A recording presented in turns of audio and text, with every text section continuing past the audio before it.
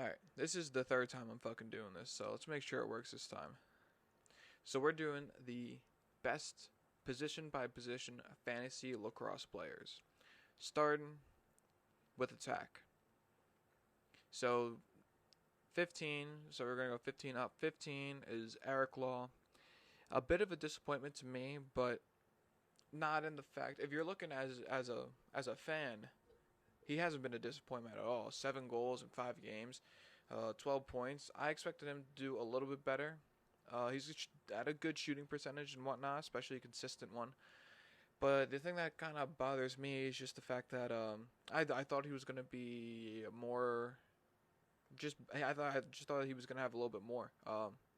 Fantasy wise, I was disappointed, but I don't want to take anything away from him. He's had a fucking hell of a season.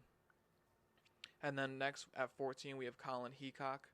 I believe a new individual, especially to the fucking Chrome, but also to the PLL. He's got 13 points in 6 games, so point for point, he hasn't really been the same as Eric Law, but I like him a little bit better just because of the fact that I just really seem to enjoy that offense a little bit more because of the fact that there are individuals like Wolf and Gutterding who are on there who haven't been playing to their potential, and guys like Heacock and God, who's the other one? Morrill have both been able to come up, step up as new individuals to the team, to the league, and been able to fill those shoes and not completely, especially for Wolf, but be able to come in and be, the fucking be the guy. Heacock specifically, Heacock specifically, I really like goal scorer, 10 goals, 2 pointer, and an assist. So you're getting goals out of him. If that matters for you in your fantasy league, that's one of the main reasons why I put him above Law. At 12, I have Connor Fields. Connor Fields, I think, is doing better than I expected him in the beginning of the season to do. He's got 14 points in 6 games, 7 goals, 1 2-pointer, and 5 assists. He's had a pretty low shooting percentage though, with only 19 shots on goal this season. Would like both of those to be a little bit higher, but his production is pretty good, especially in such a high octane offense. They've been struggling for the past couple weeks, so I wouldn't really hold that against him all too much. But I really do think that he's outperforming what I kind of expected from him, and he's definitely been hot as of lately. With his shooting percentage in the last 2 games at 50%, with 3 and 4 points in both games. So happy to see him doing better, especially being on a new team. And it's tough. It's tough in that offense to get the points that you feel like you kind of deserve at times, because you have a decent you're looking at like almost 50% of the ball right off the draw, which is nice. You need the ball to score goals, which is a huge thing that I'd look at, especially when it comes to attackmen. Because with midfielders, you can just find them in transition. You don't really need to score like that. But with attack, you're really only scoring. You could score off a transition, but I feel like especially in some offenses, it's like you can only score if it's settled. So I look at that, and you got to weigh it team by team. But I like the fact that Fields, even with the Amants, the Mannies, the Holmans, the Schreibers, the Micanaras, the Amblers. So with all those guys, 6 guys, and then they add a seventh in there, you're like, how are you guys going to be able to balance all this shit? But they find a way, and he's been consistently good, and then honestly, he's been getting better the last couple of games. So we'll see if that continues. At number 11, I got someone who I honestly didn't expect all too much to be there, but is there. He's got the same points per game, but he's got 12 goals, and that's Matt Kavanaugh. He's been doing sick. He had one game where he had 4 goals, but he's honestly been pretty consistent, and he's definitely the number 2 attackman down low. So it's Pennell, obviously one of, if not the best attackman in the league. And then he's the number 2. I was worried with him, Garnsey, and I'm gonna forget the last guy's name. Ryan Lee. I don't know what happened to Ryan Lee. I guess he might have gotten. I believe he got hurt, but it's really just been like he's always been down there. So his consistency probably helps his play. While on the other side, like Garnsey has kind of been flipping around from the attack down low and whatnot. So it's kind of have him find his or flipping down low from midfield to attack. So it's kind of hard for him to find his groove. I'm not a huge fan of Ryder Garnsey just in the way he plays. I like him because he's on the Redwoods, but I'm not a huge fan of the way he plays lacrosse. Not in his character, but in his actual like gameplay. At 10, we have Jackson Morrill. Jackson Morrill, whatever the fuck I say Morrill because Sam Morrill, so there you go. He's got 15 points in 6 games, 10 of them being goals, shooting at 42%, which is pretty high. Sometimes I get a little concerned off of that, but what are you going to do? Again, he's been the guy who has came in and scored goals, especially in the absence of Jordan Wolf. Gutterding has not been doing what he's doing, and I had him as a top 3 because he was top 3 and then top 10, or top 10 and then top 3, one or the other, in the last 2 seasons. I really thought he was going to continue it. Has not happened. Jackson Morrill has filled in. He's been fucking lights out as a rookie, especially. I really enjoy watching him, especially play on a team that has had such struggles to make it into the playoffs and whatnot. So it's nice to see him help out a team. Still not, I don't think they're doing super hot, 2-4. And going up against a hot team in the Atlas. If they lose one game, then a lot of teams clinch the playoffs. So we'll see what happens with that one. At number 9, we got Zeddy Ballgame, Zed Williams. He, in 5 games, has 16 points, 13 being goals, and 1 2-pointer. I can't be, you can't be too mad about 13 goals and 1 2-pointer in 5 games. It's just like I expected a little bit more out of him. But I don't really even know why, because it's like, why would I expect so much out of him from a guy who literally just like killed it, but in such a small sample size, and is still doing really well, almost a fucking, if you average out the points and goal points, he's doing 3 goals a game, so he's gonna hat trick every game. So I don't know how I could really be that mad, but it's honestly because some of these other guys are popping the fuck off, like Ryan Drenner at number 8. Ryan Drenner is 7 games in, has 18 points, 16 of them being goals. So that's my point. If you got 13 goals, but this guy has 16 goals, and you're like, what the fuck, man? How the fuck do you have 16 goals? I guess it's the extra games or extra couple games that also help out. But I like Ryan Drenner specifically, especially on that offense. I think this is one of the examples that if they had a better face-off guy, which they just got Reisman, so I can't call him out just so far. He did well in one of his 2 matchups, so we'll see how that goes. But Ryan Drenner has been good, especially with a team that hasn't had the ball all too often. He's got 37 shooting percentage, which to me is a little bit more warming compared to some of the other ones, like Zed Williams only at 30, at 29% actually.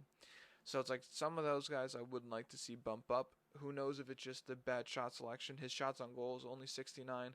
While Drenner's at 72. So some of those things I like to look at, like their shooting percentage, I feel like right around 35 is something that is actually like sustainable.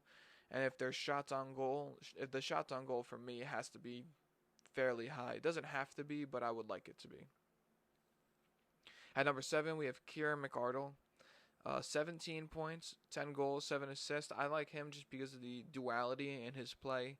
He also didn't even really play in the first game, so I'm not sure if that's 6 or 5 games played. Same thing with another individual we'll talk about in a little bit.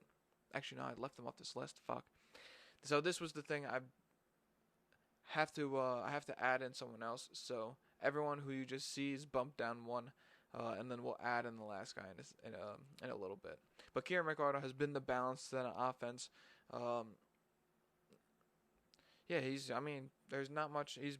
I believe he's been fairly consistent. We're going to pull up his stats in a second. He's been pretty consistent, a point in at least every game, and recently he has had 5, 4, and 2. So, he's not as much a boom or bust. He's at least getting you 2 points a game, and they're usually coming. If he has 2 goals, he's always had a goal. Fuck, let's put it that way. He's always had a goal. He had back-to-back hat tricks, and then he adds on with some assists. So. Not bad. The Water Dogs have been fucking hot recently, too. So he might be someone to ride, but I would also be slightly concerned just because of the fact of his production level. Let's see. This guy has 6 games played. This guy has 7. We'll go with him. This, to me, is a bit of a toss-up, but fantasy-wise, Ryan Brown, I'm going to put at 7. 7 games played, 16 goals, and finally in the last game that he played had 1 assist. So he's just been fucking lights out. He's shooting at 30%, which I would like to see a little bit higher, but it's something where you see is consistent. He's got 30 shots on goal, so you know he's getting the shots on goal. His shots on goal percentage, for me, I would like to be higher, but with a guy with 16 goals in fucking 7 games, I'll fucking take it. He, as well, has been pretty consistent. I believe it was that first game of the season where he just had straight zeros against the Cannons. Still with 7 shots, though. He was still out there taking shots. And then a hat trick, a 5-goal game, a 1-goal game, a 2-goal game, a 4-goal game, and then a fucking 2-point game. So he's a bit boom or bust, but he's always giving you goals. That's the thing. So if your goals are like very feasible or very high quality or high point percentage, point worth, then he's definitely a guy who you have to look at. At 6, another dude, Will Manny, 16 goals in 6 games. I had to give it to him, even though that fucking other game was whatever by Brown. He, though, has been, I want to say, a little bit more consistent. 1 goal, 5 goals, 3, 1, 4, 2. So, he's staying away from those 1-point games, 2-point games. So, actually, half his games are 5 points, and the other half are 2 or less. No points, no games with 0 points, which is nice to see. His shooting percentage is fucking 44%, so it's on the higher end, but it's still something I'm kind of comfortable with, especially with the guys he plays with. And, you gotta also love him at the same time because he plays with the individuals he plays with, and they're struggling too, so it's not even like as if he's out there with just fucking savages, He's out there and the team is struggling to put up wins. Good to see that no matter what's going on, he's always putting up points. At 5, I have Josh Byrne.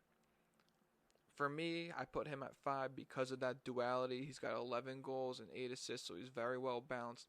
His shot on goal percentage is 50, which I think is going to go up, which I think could raise his goal percentage. But he's shooting at 32% when he gets him on cage. He's only got 17 shots on goal this season, which means that he has 34 shot attempts. Would like to see definitely that shots on goal be better. I think that's a number that can get better from here on out. At 4, we have Jeff Teat. Jeff Teat has only played like fucking 3 games.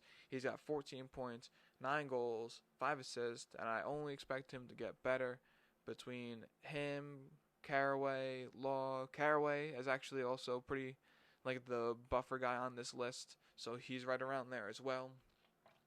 So this whole fucking team, man, I think are all usable, especially fantasy wise. So Law, you got Caraway with the fucking 13 points in 5 games. You got Teat with the 14 points in 3 games. So fucking eat it up, man. I don't know what else to tell you. That team, I'm glad to see too, because they've struggled for a while, and then to completely dismantle their team and then brought it back together, it seems like it's gonna work. At 3, we got Lyle Thompson, 32. This is when it starts just getting crazy. You're like, all right, man, come on. 32 points in 7 games, 16 goals. Like, fuck, man. And he's had only 1 bad game. I think he got blanked against the Redwoods. Yep, he got blanked against the Redwoods. In the game before that, he only had 1 goal.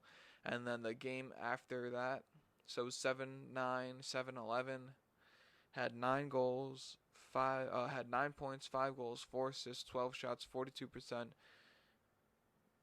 I don't know what else to tell you, man. So I wouldn't be discouraged off of those 2 bad games. See what he really does overall. He's going to be back for sure. At 2, I have Rob Pennell. If goals are worth more, then maybe he's a little bit lower on this list. But if they're worth the same as assists, which I'm honestly, like, a lot of guys have more goals than assists. So I don't know. Maybe assists should be worth more. I don't know. His shooting percentage is low. He hits the pipe a lot. He's been getting saved on a lot. His shot on goal percentage is pretty decent, though, with 30 shots on goal, so you know he's getting some shots in. But 11 goals, 13 assists. The balance is there. The Redwoods offense is there. They're winning games. So I love Rob Pennell, man, let me tell you. And then at 1, we have Grant Ament. 6 games, 26 points, 8 goals, 18 assists. Again, one of those, if goals are worth more, maybe you drop him down a little bit. But he's got a low shooting percentage at 29. I would like to see that a little bit higher, but I mean, with the amount of assists on the team and the amount of weapons that he has, and being the main playmaker and in the back end of in the lower end of the field, there's not much to really hate about this guy. You know what I mean? So now moving on to the best midfield players at 15, we have Jake Vaccaro. He's got 2 pointers on the season, two of them. I believe that's either tied or in first or second. So if 2 pointers are worth a lot, he's your man to go to. At 14, we have John Haas. John Haas has been sleeping a little bit. Like, people have been sleeping on him. 10 points in 6 games, 4 goals, 6 assists off of a team that's really not doing super hot, especially with missing a couple of key components of that offense. At 13, we have Ryan Ambler. I wish Ambler would get a little bit more love in this offense. I don't know. I just feel like sometimes, I mean, he's got 8 goals, so I can't really complain, and I believe that he's got a goal in every single game this season. He's got points in every single game this season, either 1 or 2. So it's tough. Is it like, yeah, he's fantasy viable because he'll get you like a couple points, but it's also tough at the same time because of the fact that there are so many greater individuals. At 12, I got Mikey Schlosser. It's a fucked up name, but he gets goals, baby. He's got 9 goals and 1 2-pointer on the season for 11 points in 7 games. If you need a guy with goals, he's your dude. He's most likely already on a team though, but he's a little hit or miss. He was kind of cold in that middle of the season, but then really came back. So, you know, it's really either he's dropping a hat trick or he's not putting up anything. At 11, we got Perkovic. Speaking of a dude that concerns me a lot with consistency, is Serge. Let's take a quick look at his. So he had 2 points for 0-1-8-1. To me, that concerns me, man. Because I can't just put you in off of a fucking 8-point game. He's got games where he's got goals and shit like that. Not as many 2-pointers as you'd like. He's got 3, so note to before. But I like Perk. He's one of my favorite players on the fucking Redwoods, but fantasy-wise, he concerns me when it comes down to his consistency. At 10, we got Channy. Michael Chanenchuk. He's got 11 points in 6 games, 1 2-pointer. I expected that to be a little bit more, but he's overall pretty balanced. 5-1-4 goals, 2-pointers, and assists. He's at shooting at 18%, so would like to see that up a little bit. Not too sure why he's been struggling in that fashion so much, but I can't be too mad at him just because of the fact that he's been pretty consistent. He's only had 1 game with 0 points, and other than that, he's usually putting up 2 or 3. So, can't be too mad at that. At 9, we have Brian Costabile, someone who I had a little bit higher on this list, but I still do like where he's at, in my opinion. With 14 points, 9 goals, 1 2-pointer, and 3 assists in 5 games, he's got a good point per game basis. His shooting percentage is 29, so it's about average where I'm like looking for them to be for consistency reasons. And then 51% on goal. Yeah, I guess it's going to be lower because he's a midfielder, but would still like to see that up just a little bit. I think that he's really been growing into the season, so I would expect him, if you haven't been playing him already, we expect to keep trying to put him in just off of the fact of how much, I think that he has a role in this offense. At 8, we have Dane Smith. Daner has 14 points in 6 games, 6 goals, 8 assists. Another thing, I like that balance. He's only got 15. He's only got fucking 11 shots on goal, 15 shots attempts. So his shots on goal percentage is 73, and he's got fucking 6 goals, so 40% shooting percentage ain't too bad. He's really the only midfielder on this team that I really do enjoy, like fantasy-wise, to have him in. 92 is just a fucking hell of a number as well. Consistency-wise, let's take a quick look. He's been fairly consistent, either 2 or 3 points in every game. goals in most of them. So I like having Dane Smith in. So if you if you need a consistent guy, I think he's one of the better individuals as like a fucking midfielder too. Moving on to Steven Rafis, rookie, playing along Paul Rabel, playing in a good offense. 18 points in 7 games, 9 goals, 9 assists, great balance. He's shooting at 74%, so a little high, but I do still like it. I think it's something that is consistent, can be consistent, and he's got that 58 shots on goal percentage. So overall, there's not much to be mad about here. He's going to be consistent. He plays on what I think is a good offense there. Their record does not show. They might be one of the best fantasy teams top to bottom if you just played as their roster. But the only issue is that they don't win games. So take that for what it's worth. No one's going to quit on the season. No one's going to quit on the season, so don't be worried about that. Expect him to put up fucking points like there's no tomorrow at the rate that he is. At 6, speaking of fucking worries about consistency with a 59% shooting percentage, we got Jules Henningberg, 13 goals in 6 games with 18 points. His shots on goal is 82%, so that could be why his shot percentage is so high. But my only thing that makes me think that he might be able to keep it up is just the fact that it's him, Sergio, and Miles Jones. Most of the time you're giving him a short stick, which is like stupid, but what are you going to do? You know, you got two guys who are like 6'4", 225, 230 pounds, like running down the field. So it's a tough situation to be in, but I really do like Henningberg because he takes advantage of that. It shows. He's got the 13 goals, so. Oh wow, breaking news. SEC votes unanimously to extend invitations to Oklahoma and Texas to join their league. Wow, pretty crazy. I gotta flip my phone over. Can't look at that shit anymore. But I really do like Jules. I do think that his consistency is maintainable.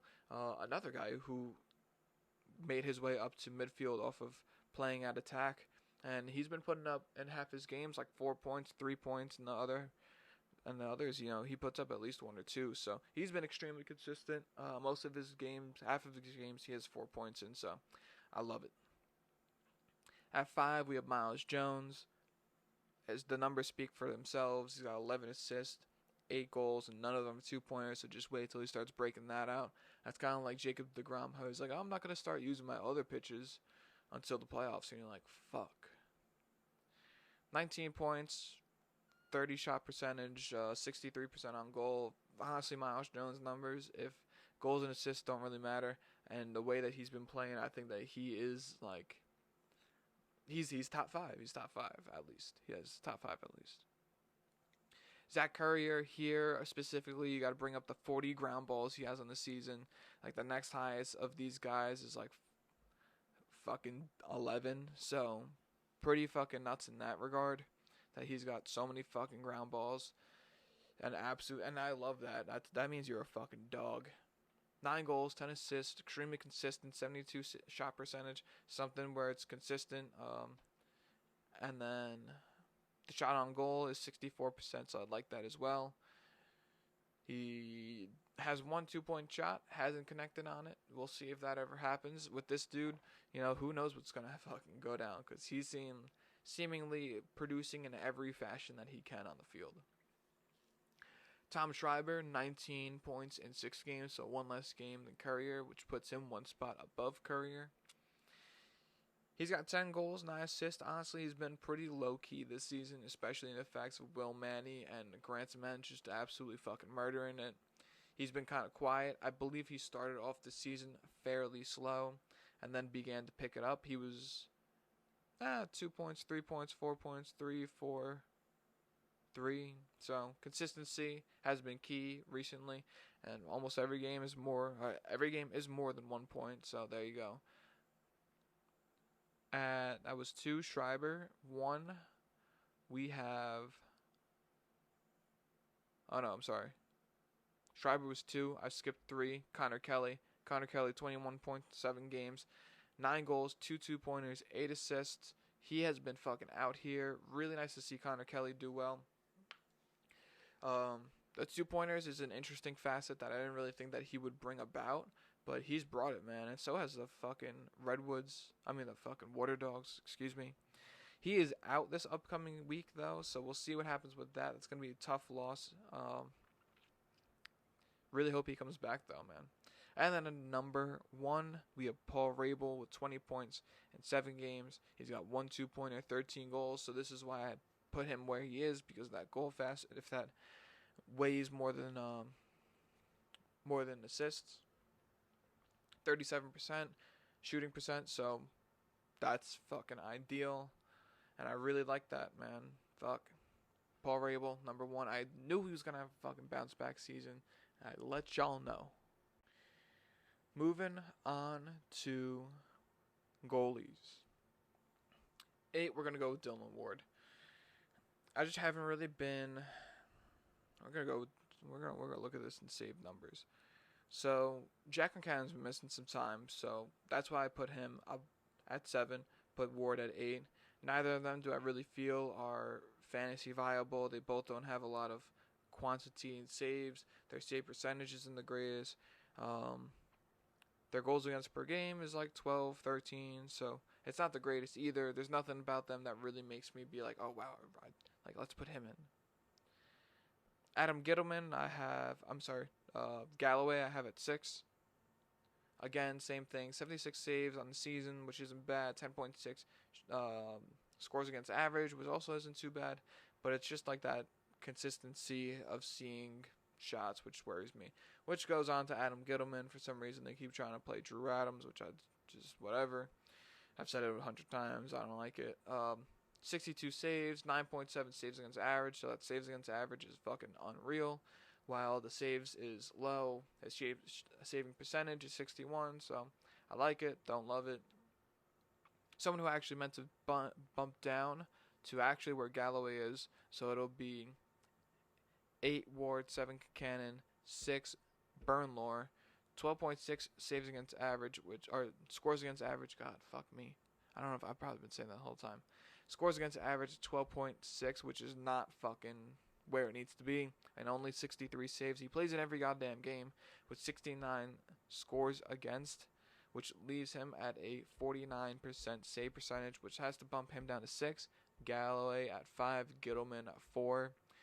3, I have Nick Morocco. I think that he's been doing outstanding. He's got a ton of saves, but he has a high score against average. That's going to happen. His save percentage is still over 50%. So I like him where he's at, and that save quantity has him there. Timmy Troutner, I got at 2 because of the fact that he has a better save percentage and a lower saves against average, but has about 20 less saves on the season, which does worry me a little bit. Yeah, I don't know. There's not much to say. Nick Morocco and Tim Troutner, to me, could really go either way. It really depends on what you're looking for. Depends on how much scores against average matters for you. That might bump Gittleman up a lot.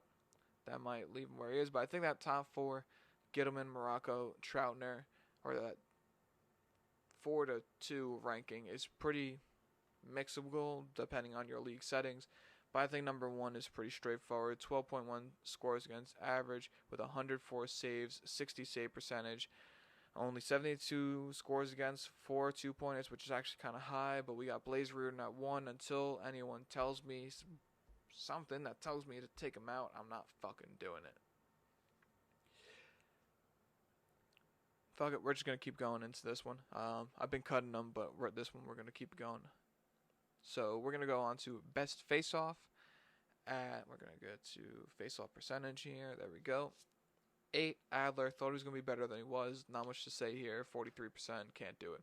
7, Reisman had 1 good game, 1 bad game. We'll see. 2 game sample size. Can't put him up that high until he proves something. 44 face-off percentage. Stephen Kelly has been a bit of an up for me. I really do like him. I think that he's been doing much better. Still can't put him up way too high, but he has been the number 1 on the Archers and has been fairly decent, 47% save percentage, face-off percentage. 5, we have Connor Farrell, 39 ground balls, which is nice, so that definitely helps out a lot with his fantasy value if it works like that for you.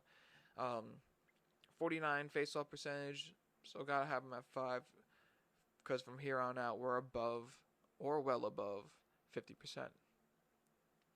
At 4, I have Jake Withers. He's got a ton of ground balls, though. 43 ground balls with a 53% face-off percentage. I think that he has really been fucking solid. He has some tough matchups, like with Connor Farrell, but he's been out here, man. And even against good teams, we're going to pull up his stats real quick.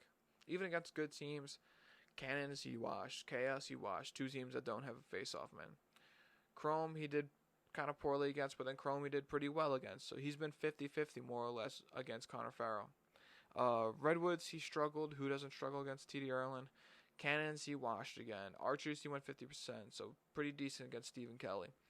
So he's up there, and then that face-off overall percentage, the ability to dominate those who are like a class underneath him, like whoever the fuck plays for the Cannons and fucking Chaos, I think puts him at that number 4, which is huge, as well as ground balls.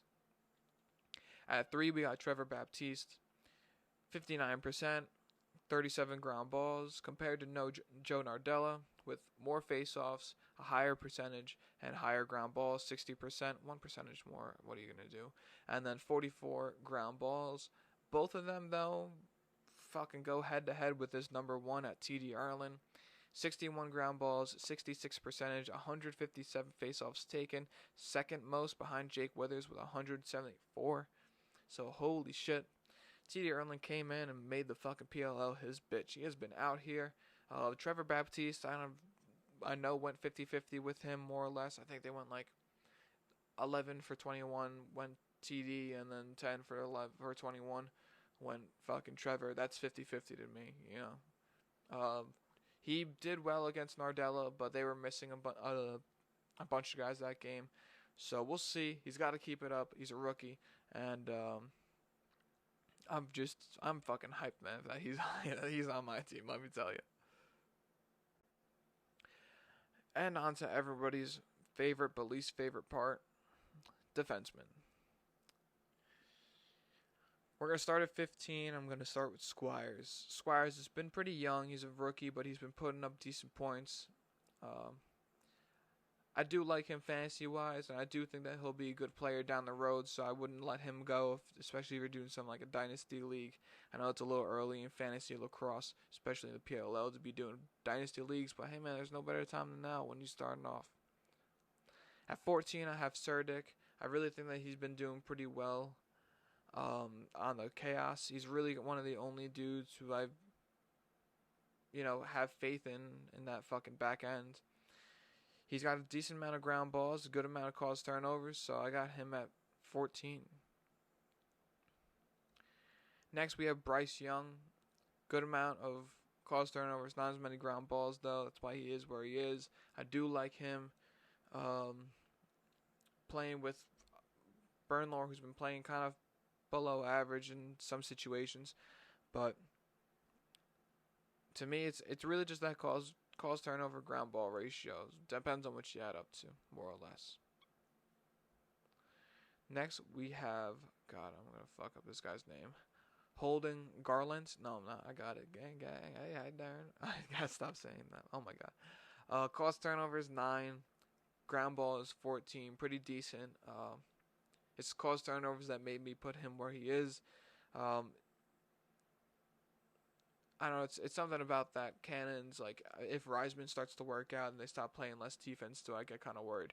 Although Jack Rowlett, I know, isn't going to get much help at the face-off, so I have him at 11. Those two are kind of more or less about the same, though. 8 caused turnovers, 11 ground balls, so I know that he's going to be fucking out there doing his best, so I've got him at that. Well, next I have Matt McMahon with 9 caused turnovers, 12 ground balls. I really do like him. I think he's a little bit more consistent, and he's the number 1 guy. So while some of Holden Garland, for example, is not the number 1 guy, but we'll have to get to him later in the video.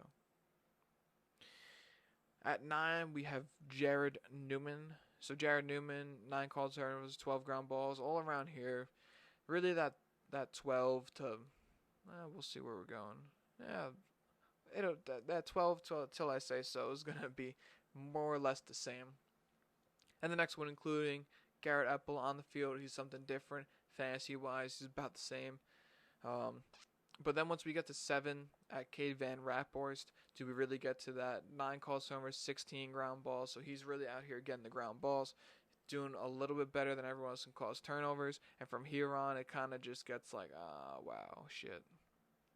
At 6, I have Eli Gobrich. He's got 12 calls turnovers, 16 ground balls.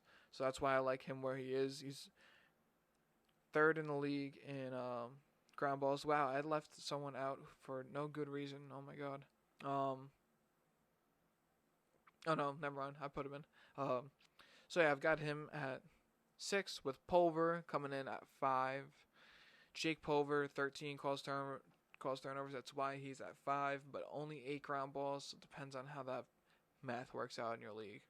At 4, we have Michael Rexroad. 11 calls turnovers, 10 ground balls, pretty consistent, good amount of calls turnovers. I really do like him. Him and Cade Van Raphorst have just been fucking working it, man, let me tell you. At 2, I have Graham Hossack with 11 calls turnovers, 17 ground balls. Also do like him, but then moving on to 1 and 2, it's tough to say that those stats, which are very good, are better than the Brody Merrill, 11 calls turnovers, 31 ground balls, or the Liam Burns, 16 calls turnovers, 16 ground balls. So that's Burns is my 2, Merrill is my 1. Those are just locks. What are you going to do about that? And then for my top 5 at LSM, start with Reese Eddy. He's got a ton of fucking ground balls. We'll go to ground balls.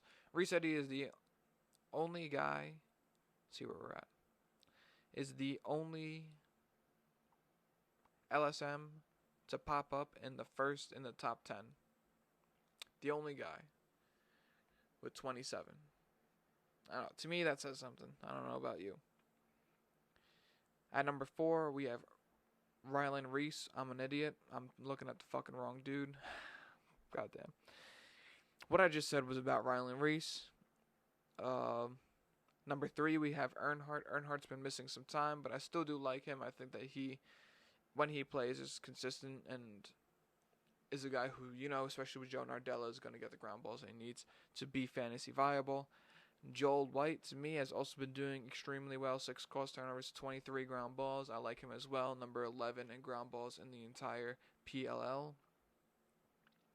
And then at number 1, we have Troy Ray with 19 ground balls, but 11 calls turnovers. So he's got a little bit more calls turnovers than the rest of these LSMs. So I like him a little bit more than some of these other individuals who, Reese Eddy at 8 with 19 ground balls. Rylan Reese at 7 calls turnovers. A bit of a dip. White with 6. So he's the guy at the top. And I think that should be worth more than ground balls comparatively. So that's where I stand. And to finish off with short stick D-mid, because I gotta fucking give it to him. Let me find this guy first, man. All I have down is Mark. I have no idea who the fuck Mark is. I want to say it's Mark.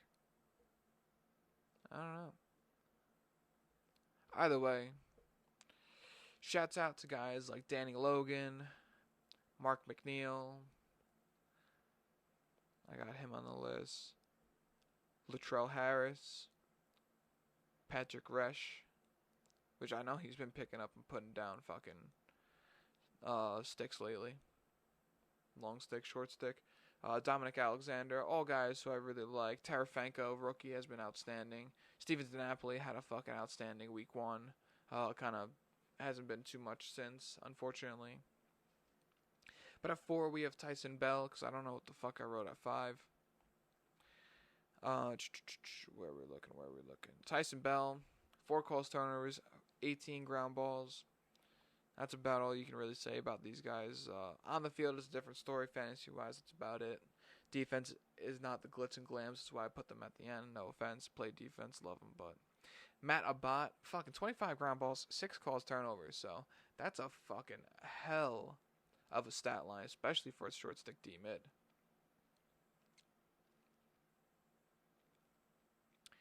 At 2, I have Zach Goodrich.